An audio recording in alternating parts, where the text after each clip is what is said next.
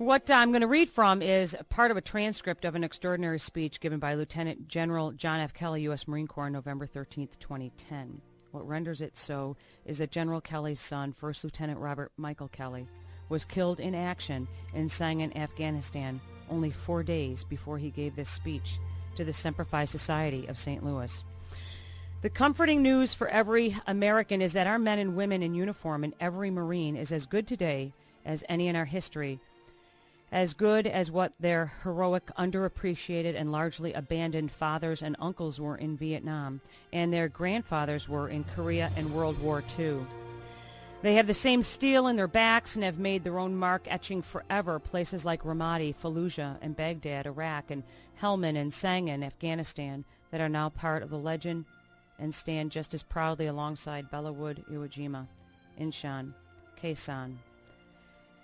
None of them have ever asked what their country could do for them but always, and with their lives, asked what they could do for America.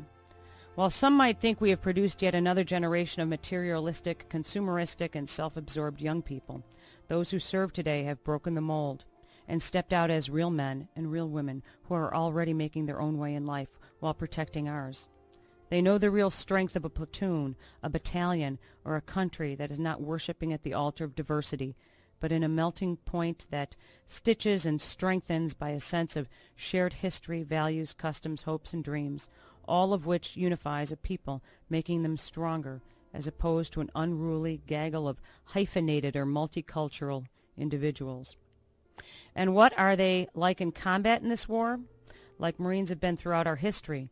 In my 3 tours in combat as an infantry officer and commanding general, I never saw one of them hesitate or do anything other than lean into the fire and with no apparent fear of death or injury take the fight to our enemies. I want to add in that I know this goes for all of our soldiers, airmen, seamen, Coast Guardmen, all of our young people that serve today have this characteristic. As anyone who has ever experienced combat knows, when it starts, when the explosions and tracers are everywhere and the calls for the corpsmen are screamed from the throats of men who know they are dying, when seconds seem like hours and it all becomes slow motion and fast forward at the same time, and the only rational act is to stop, get down, save yourself, they don't. When no one would call them coward for cowering behind a wall or in a hole, slave to the most basic of human instincts, survival, none of them do. Doesn't matter if it's an IED, a suicide bomber, mortar attack, sniper, fighting in the upstairs room of a house, or all of it at once. They talk, swagger, and most importantly, fight today in the same way America's Marines have since the Tun Tavern. We can also take comfort in the fact that these young Americans are not born killers, but are good and decent young men and women who for going on 10 years have performed remarkable acts of bravery and selflessness to a cause they have decided is bigger and more important than themselves. Only a few months ago, they were delivering your paper, stocking shelves in the local grocery store, worshiping in church on Sunday, or playing hockey on local ice. Like my own 2 sons who are Marines and have fought in Iraq and today in Sangin, in Afghanistan, they are also the same kids that drove their cars too fast for your liking and played the god-awful music of their generation too loud. But have no doubt they are the finest of their generation. Like those who went before them in uniform, we owe them everything. We owe them our safety. We owe them our prosperity. We owe them our freedom. We owe them our lives. Any one of them could have done something more self-serving with their lives, as the vast majority of their age group elected to do after high school and college. But no, they chose to serve, knowing full well a brutal war was in their future. They did not avoid the basic and cherished responsibility of a citizen, the defense of a country. They welcomed it. They are the very best this country produces and have put every one of us ahead of themselves. All are heroes for simply stepping forward, and we as a people owe a debt that can never fully be repaid. Their legacy will be of selfless valor, the country we live in, the way we live our lives, and the freedoms the rest of their countrymen take for granted. Over 5,000 have died thus far in the war, 8,000 if you include the innocents murdered on 9/11. They are overwhelmingly working-class kids, the children of cops and firefighters, city and factory workers, school teachers, and small business owners. With some exceptions, they are from families short on stock portfolios and futures, but long on love of country and service to the nation. Just yesterday, too many were lost, and a knock on the door late last night brought their families to their knees in a grief that will never, ever go away. Thousands more have suffered wounds since it all started, but like anyone who loses life or limb while serving others, including our firefighters and law enforcement personnel, who on 9/11 were the first casualties of this war, they are not victims as they knew what they were about and were doing what they wanted to do. The chattering class and all those who doubt America's intentions and resolve endeavor to make them and their families out to be victims, but they are wrong. We who have served and are serving refuse their sympathy. Those of us who have lived in the dirt, sweat, and struggle of the arena are not victims and will have none of that. Those with less of a sense of service to the nation never understand it when men and women of character step forward to look danger and adversity straight in the eye, refusing to blink or give ground, even to their own deaths. The protected can't begin to understand the price paid, so they and their families can sleep safe and free at night. No, they are not victims, but are warriors, your warriors, and warriors are never victims, regardless of how or where they fall. Death or fear of death has no power over them. Their paths are paved by sacrifice, sacrifices they gladly make for you. They prove themselves every day on the field of battle for you. They fight in every corner of the globe for you. They live to fight for you, and they never rest because there is always another battle to be won in the defense of America. I will leave you with a story about the kind of people they are, about the quality of the steel in their backs, about the kind of dedication they bring to our country while they serve in uniform and forever after as veterans. 2 years ago, when I was the commander of all U.S. and Iraqi forces, in fact, the 22nd of April 2008, 2 Marine infantry battalions, 1-9, the Walking Dead, and 2-8 were switching out in Ramadi. One battalion in the closing days of their deployment, going home very soon, the other just starting its 7-month combat tour. 2 Marines, Corporal Jonathan Yale and Lance Corporal Jordan Herter, 22 and 20 years old respectively, one from each battalion, were assuming the watch together at the entrance gate of an outpost that contained a makeshift barracks housing 50 Marines. The same broken-down ramshackle building was also home to 100 Iraqi police, also my men and our allies in the fight against the terrorists in Ramadi, a city until recently the most dangerous city on earth and owned by Al-Qaeda. Yale was a dirt-poor mixed-race kid from Virginia with a wife and daughter and a mother and sister who lived with him and he supported as well. He did this on a yearly salary of less than $23,000. Herter, on the other hand, was a middle-class white kid from Long Island. They were from 2 completely different worlds. Had they not joined the Marines, they would never have met each other or understood that multiple Americas exist simultaneously, depending on one's race, education level, economic status, and where you might have been born. But they were both Marines, combat Marines, forged in the same crucible of Marine training, and because of this bond, they were brothers, as close or closer than if they were born of the same woman. The mission orders they received from the sergeant squad leader, I'm sure, went something like this. Okay, you 2 clowns, stand this post and let no unauthorized personnel or vehicles pass. You clear? I'm also sure Yale and Herter then rolled their eyes and said in unison something like, yes, Sergeant, with just enough attitude that made the point without saying the words, no kidding, we know what we're doing. They then relieved 2 other Marines on watch and took up their post at the entry control point of Joint Security Station Nasser in the Sophia section of Ramadi, Al-Anbar, Iraq. A few minutes later, a large blue truck turned down the alleyway, perhaps 60 to 70 yards in length, and sped its way through the serpentine of concrete Jersey walls. The truck stopped just short of where the 2 were posted and detonated, killing them both catastrophically. 24 brick masonry houses were damaged or destroyed. A mosque 100 yards away collapsed. The truck's engine came to a rest 200 yards away, knocking most of a house down before it stopped. Our explosive experts reckoned the blast was made of 2,000 pounds of explosives. 2 died, and because these 2 young infantrymen didn't have it in their DNA to run from danger, they saved 150 of their Iraqi and American brothers in arms. When I read the situation report about the incident a few hours after it happened, I called the regimental commander for details, as something about this struck me as different. Marines dying or being seriously wounded is commonplace in combat. We expect Marines, regardless of rank or MOS, to stand their ground and do their duty, and even die in the process, if that is what the mission takes. But this just seemed different. The regimental commander had just returned from the site, and he agreed, but reported that there were no American witnesses to the event, just Iraqi police. I figured if there was any chance of finding out what actually happened and then to decorate the two Marines to acknowledge their bravery, I'd have to do it as a combat award that requires 2 eyewitnesses, and we figured the bureaucrats back in Washington would never buy Iraqi statements. If it had any chance at all, it had to come under the signature of a general officer.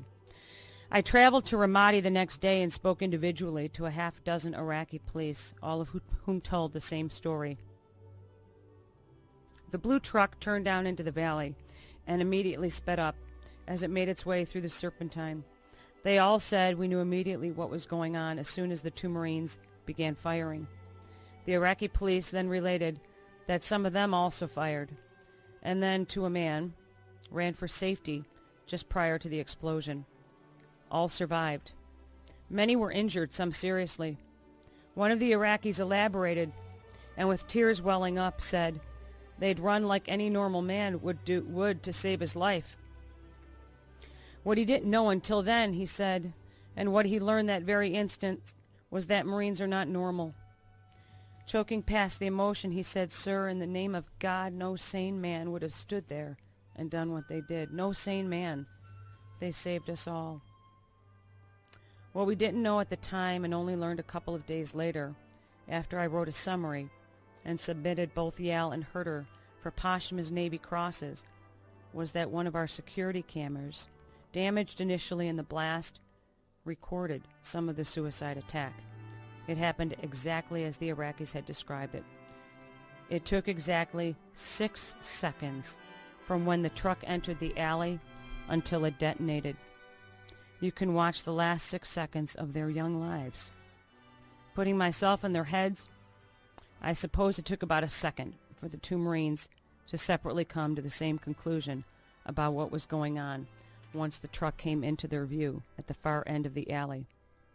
Exactly no time to talk it over or call the sergeant to ask what they should do. Only enough time to take half an instant and think about what the sergeant told them to do only a few minutes before: let no unauthorized personnel or vehicles pass. The 2 Marines had about 5 seconds to live. It took maybe another 2 seconds for them to present their weapons, take aim, and open up. By this time, the truck was halfway through the barriers and gaining speed the whole time. Here, the recording shows a number of Iraqi police, some of whom had fired their AKs, now scattering like the normal and rational men they were, some running right past the Marines. They had 3 seconds to live. For about 2 seconds more, the recording shows the Marines' weapons firing non-stop, the truck's windshield exploding into shards of glass as their rounds take it apart and tore into the body of the son of a bitch who was trying to get past them to kill their brothers. Americans and Iraqi bedded down in the barracks, totally unaware of the fact that their lives at that moment depended entirely on 2 Marines standing their ground. If they had been aware, they would have known they were safe, because 2 Marines stood between them and a crazed suicide bomber. The recording shows the truck careening to a stop immediately in front of the 2 Marines. In all of the instantaneous violence, Yale and Herter never hesitated. By all reports and by the recording, they never stepped back. They never even stepped to the side. They never even shifted their weight. With their feet spread shoulder-width apart, they leaned into the danger, firing as fast as they could work their weapons. They only had 1 second to live. The truck explodes. The camera goes blank. 2 young men go to their God. 6 seconds. Not enough time to think about their families, their country, their flag, or about their lives or their deaths, but more than enough time for two very brave young men to do their duty into eternity. That's the kind of people. That's the kind of people who are on watch all over the world tonight for you. We Marines believe that God gave America the greatest gift he could bestow to man while he lived on this earth, freedom. We also believe he gave us another gift nearly as precious, our soldiers, sailors, airmen, Coast Guardsmen, and Marines to safeguard that gift and guarantee no force on this earth can ever steal it away. It has been my distinct honor to have been with you here today. Rest assured, our America, this experiment in democracy, started over 2 centuries ago, will forever remain the land of the free and home of the brave, so long as we never run out of tough young Americans who are willing to look beyond their own self-interest and comfortable lives and go into the darkest and most dangerous places on earth to hunt down and kill those who would do us harm. God bless America and Semper Fidelis. But that is, in that moment, those families were 6 seconds away from losing the most precious thing to them. You remember our veterans, okay? Because they are doing that for you. They're doing it right now. They did it yesterday and the day before and 5 years ago and 10 years ago and 40 years ago in Vietnam. Remember that the veteran may be working on your car when you receive the bad news about how much it will cost. The veteran may be on the other end of the phone when you're having a bad day, which I am quite sure looks nothing like his bad day. Remember, it may be a veteran when you pass a maintenance worker the next time you're in a hospital or office building. And remember, it may be a Medal of Honor winner that's doing your landscaping. Remember the veteran who stood on the wall of freedom, separating us from all of the evil the world could muster, and said nothing was going to happen to you while he was on his watch. Like Hurdle and Yale, our men and women of all our armed forces lean into the danger for us. We should have the veteran with us in our hearts every single day and be thankful there are so many of them willing to train and protect us and leave sane, civilized society and go into insanity and chaos for us. I spoke to my son the other day, and he sounded really down. He said it was just a heavy week. Now, he went over to Sangin, where General Kelly's son was killed. Came back, all of his limbs, wasn't injured. The house where he's currently staying is a house where many of the 2nd Radio Battalion guys used to hang out, and one of them is missing. Lucas Pyatt. He was killed a few weeks into the deployment.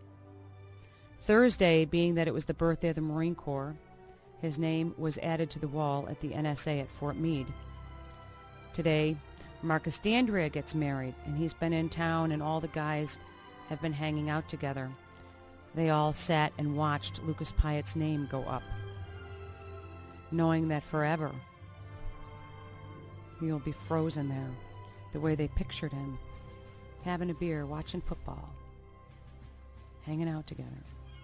Marcus lost both his legs while he was deployed with Dennis. He just said it's just a very heavy week with everything, And the reason why I mentioned that is so that you know, if you know someone who fought in World War II and they have that heaviness, you know why.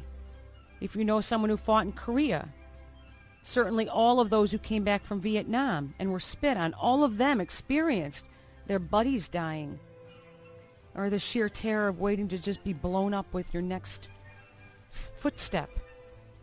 And at times, I'm sure, wanting that to happen so it could all be over in the jungles. Everyone who makes it back from war has a tremendous amount of picking up to do. They come back and have to listen to people their age complaining about the most trivial inconveniences.